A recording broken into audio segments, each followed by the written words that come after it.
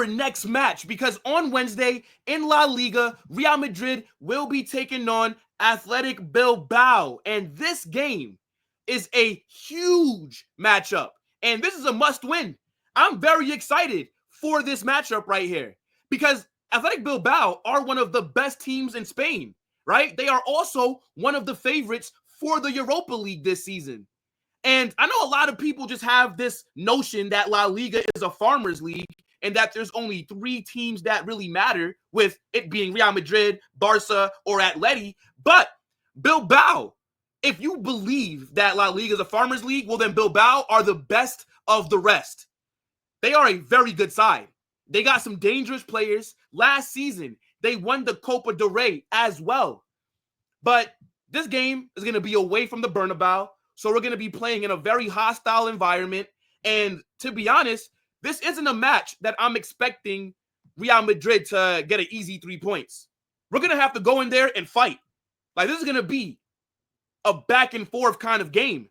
And our players need to have one of their better performances of the season if we are going to get 3 points. But you guys see right here, 6 games left before the calendar year is over. And this Bilbao game, in my opinion, is arguably the hardest one that we have. Aside from Atalanta, I don't think any other team that we're going to be playing for the rest of this month is better than them. So, again, big matchup, right? We see Barcelona dropping points.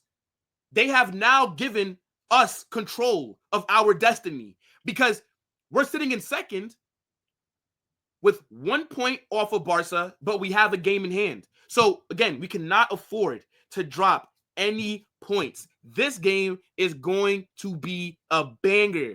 But before I keep going, I need you guys to smash that like button, subscribe to the channel, and get in the chat, right? I want to know what you're thinking for this game. We're going to go through the team news for both of us, right? And then at the end, I'm going to also be building what I think Carlo Ancelotti will do with the starting 11. So a lot of stuff to talk about. Get in the comment section, and let's get into it. So I do want to start off with Real Madrid, right? We got to talk about the form that we have been on this season. Now, as I mentioned a few minutes ago, right, Real Madrid are sitting second in the table, right? We have 33 points. Barcelona have 34, but we do have the game in hand.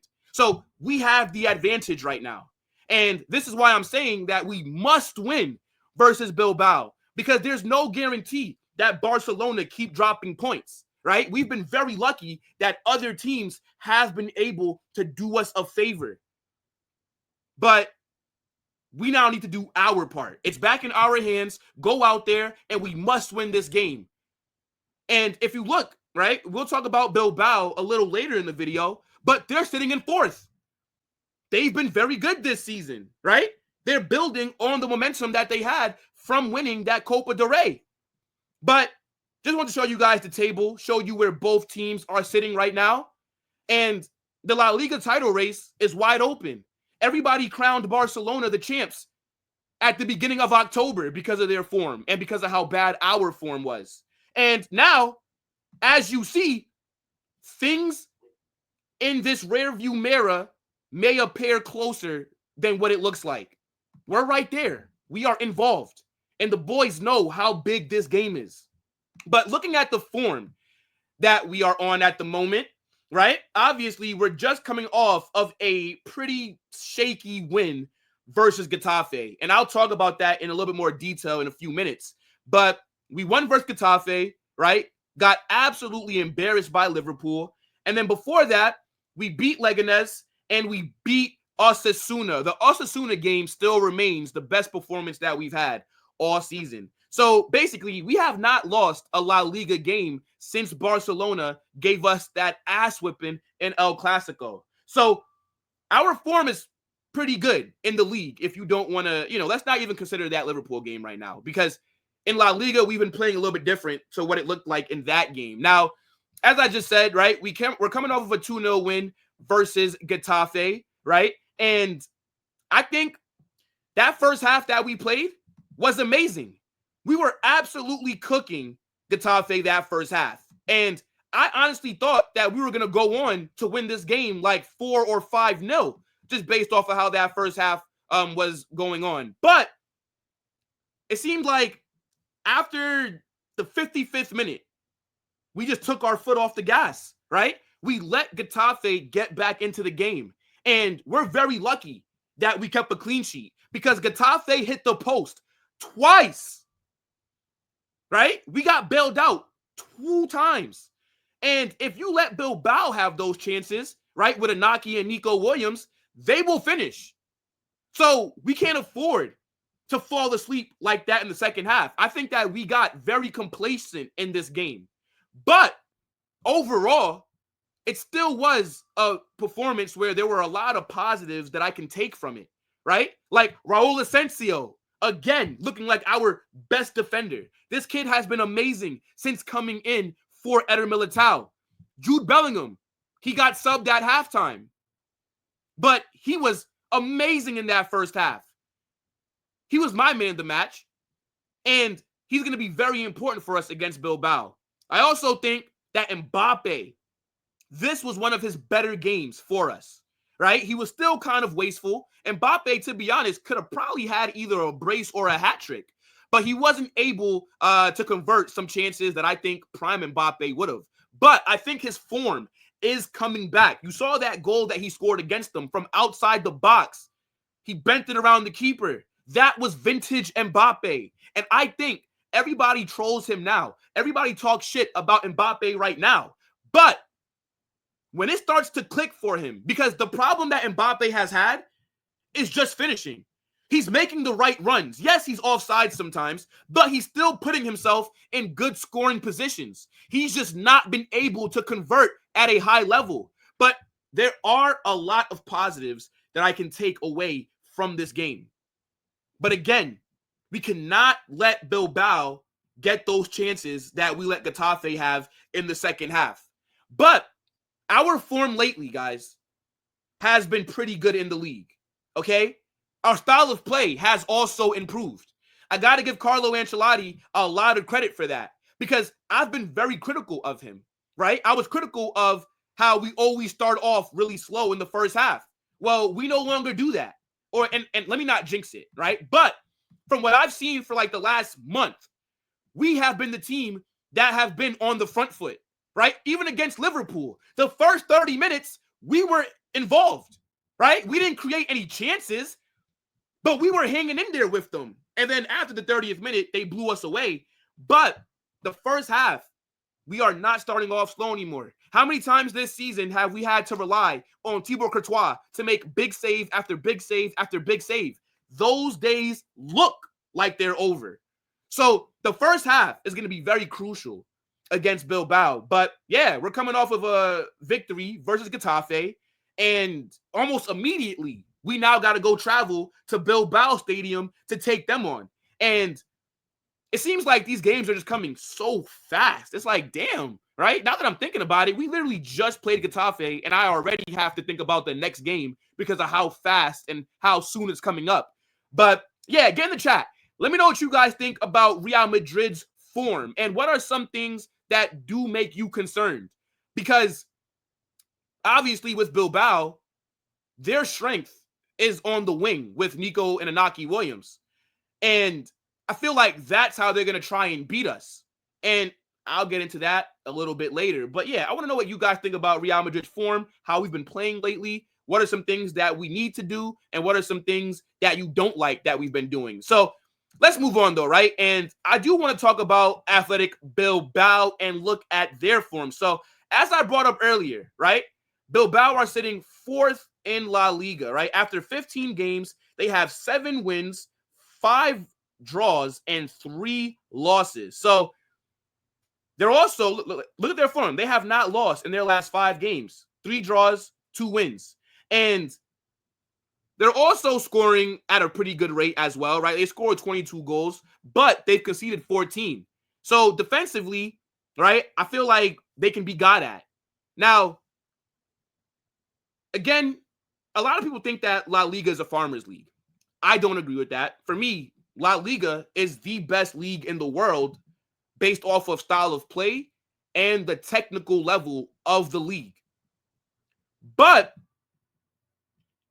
a lot of people don't seem to agree, right? A lot of people just seem to think that outside of Barca, Madrid, and Atleti, nobody else is relevant. Well, Bilbao are a very good team, right? There's a reason why they're fourth in the table. They're going to more than likely qualify for the Champions League next season. There's also a reason why they are sitting second. Let me pull it up right here. But Bilbao are sitting second. Look at this, chat. They are second in the Europa League. They haven't lost a game yet. 4 wins, 1 draw, and they're only second because of the goal difference. So this is a very good team. As I said as well earlier, they also won the Copa del Rey just last season. They were able to keep some of their better players, right? They were able to keep Nico Williams. He was being linked to Barcelona. They ended up convincing him to stay. His brother, Inaki Williams, baller as well, right? They also got guys that are there that I think could give us problems, like their goalkeeper, Unai Simon. He's a really good player, one of the better goalkeepers in La Liga. So Bilbao are not no joke team. As I said, this is one of the hardest games that we've had in the league so far outside of Barca and Atleti.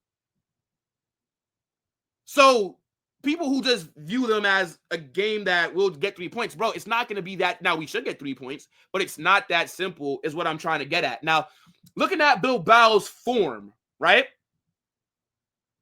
So they haven't really beaten anybody notable. I think that's something that will go in our favor, right? Because their 3 L's have come from Barca, Atletico, and Girona.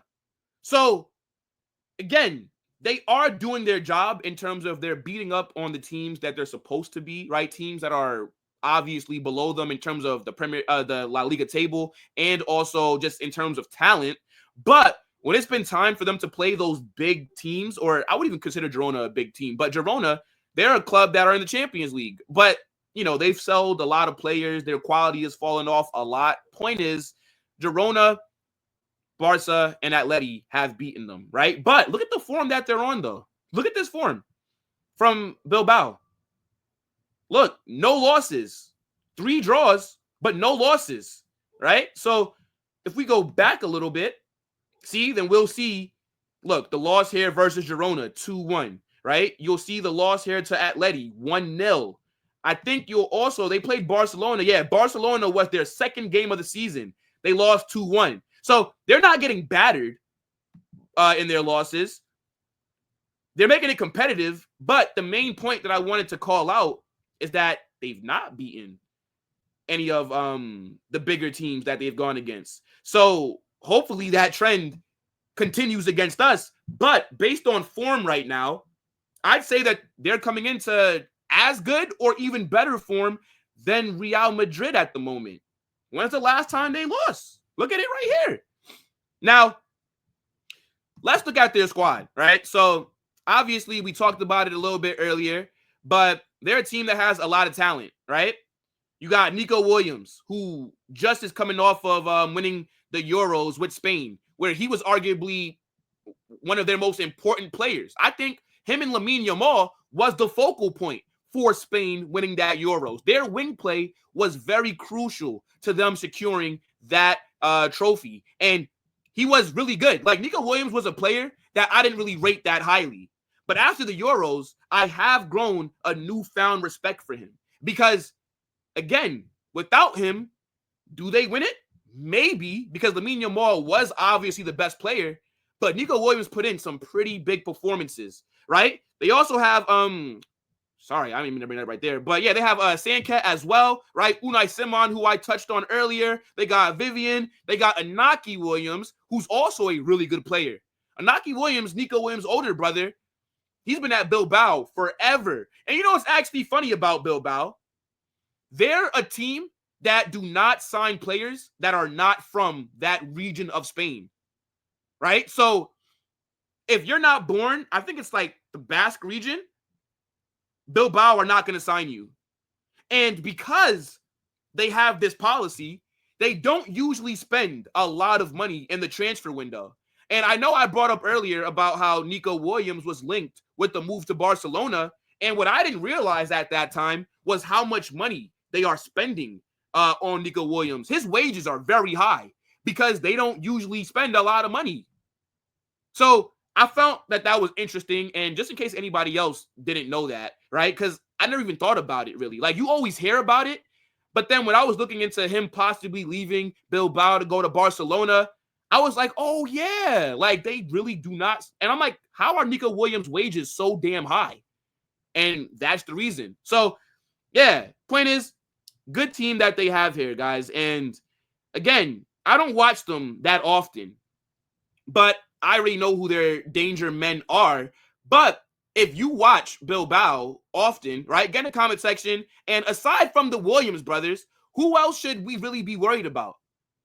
Right? Now, last thing that we'll talk about with Bilbao are the injuries, right? Let's see who's possibly not going to be available for them. So, Ander Herrera is there, but I don't think he's going to be fit for this match, right? So, looking at November, because there are a few players who they're saying may miss this game because they're supposed to be out until early December. So, I cannot pronounce his name, but Oihan Sancet, he may be injured. It's saying early December. And same thing with Inaki Williams. They're saying that he has a hamstring injury. So, these are two of their better players right here.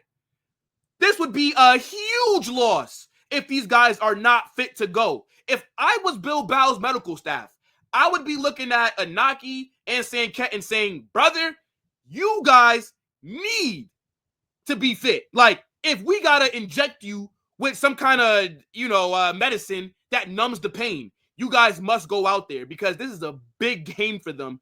And, I mean, it does play in our favor if these guys are not going to be out there. But it does say early December. So, more than likely, right, it's early December right now. They probably will be back. But yeah, I just wanted to look at their injury news and see if they do have any significant players that won't be out there. So yeah, guys, let me know what you're thinking about Bilbao, right? Any points that you want to make, drop that in the comment section. Now, let's talk about Real Madrid's injuries. So the first player that I want to get to is Jude Bellingham, right?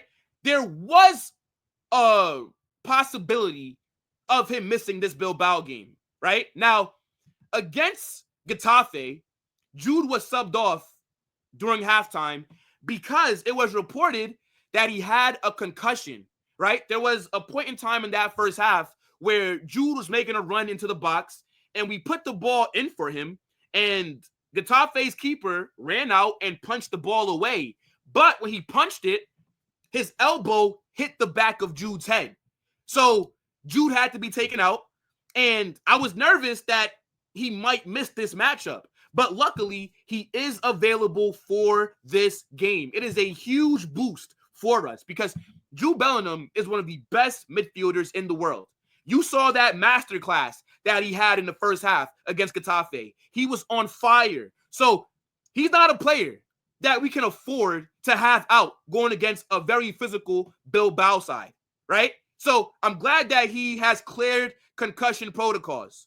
So he will be out there according to all the reports. And he also confirmed it on his Instagram as well that he will be available for this game. So big boost for the team. Now, another piece of good news.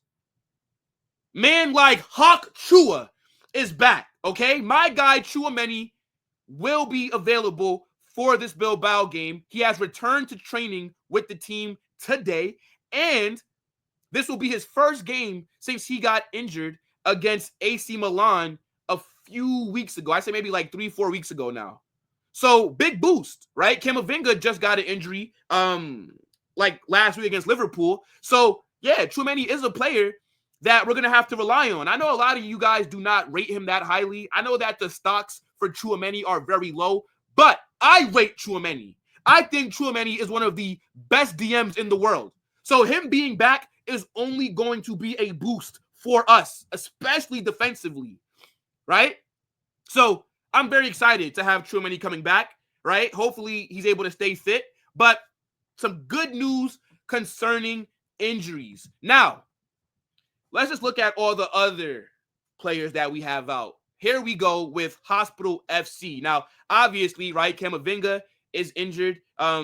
He got injured against Liverpool. He's not going to be available for a little bit. Then you also have Vinicius, right? Him and Camavinga actually have the same injury. But Vinicius was injured after the Leganes game, right? So he's been out even before we played the Liverpool game. So, yeah, man, Vinny, hopefully he's back in a few weeks. Jacobo Rahman is not expected back till 2025, right? Eder Militao, second ACL injury in back-to-back seasons. He's not going to be back until next season, right? Tchouaméni, he's now back, so ignore this. And then Danny Carvajal did his ACL against Villarreal. He won't be back until next season. And then David Alaba. I mean, God knows when he will come back because Alaba's been out for quite some time now. They're saying mid-January. I hope so. I feel like his recovery has just been taking super long. But aside from Tchouaméni, right, here are all the players that will be missing this game for Bilbao. So, look, some pretty significant players, man. Because Camavinga is a guy that usually starts for us. Vinicius is one of the best players in the world. Militao is one of our starting center backs, right? Danny Carvajal is our starting right back. So we have about 4 to 5 players that usually start for us that will not be here. So this is a slight advantage for Bilbao, but I still believe that the boys are going to be able to put in a good performance regardless of whatever injuries we are going through. Now, it's time to get into the predicted starting 11. So this is what I think Carlo Ancelotti will do in this game. And I want you guys to get in the comment section. And if you have a different 11, put that in there. If you don't agree with what I'm predicting, also let me know what you're thinking. So let's walk through this. Now, in goal, you have to go Courtois. Courtois is the best goalkeeper in Europe.